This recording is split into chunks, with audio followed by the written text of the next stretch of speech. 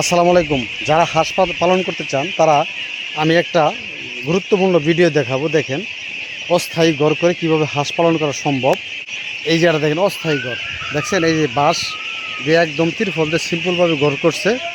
এই ঘরটা একদম সহজ, মানে এটা ওয়ান টাইম যে কোনো সময় ঘরটা ভাঙ্গে এদিক ওদিক নেওয়া যাবে। এখানে মোটামুটি 2000 পিস হাঁস আছে। দেখেন 2000 পিস, দেখছেন 2000 পিস হাঁস আছে। এটা আমারই খামারের সাথে আর কি, মোটামুটি এটা আমার দেখে উদ্বুদ্ধ হয়েছে, তাকে হাঁসের বা চাইনা দিছি দূরের থেকে। এই দেখেন কত সুন্দর। এইভাবে আসলে একজন লোক চাইলে যে কোনো সময় যে কোনোভাবে দাঁড়ানো সম্ভব।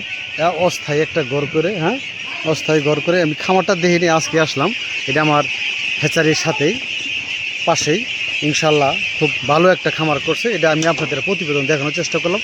যে অস্থায়ী ঘর দেখছেন একদম অস্থায়ী।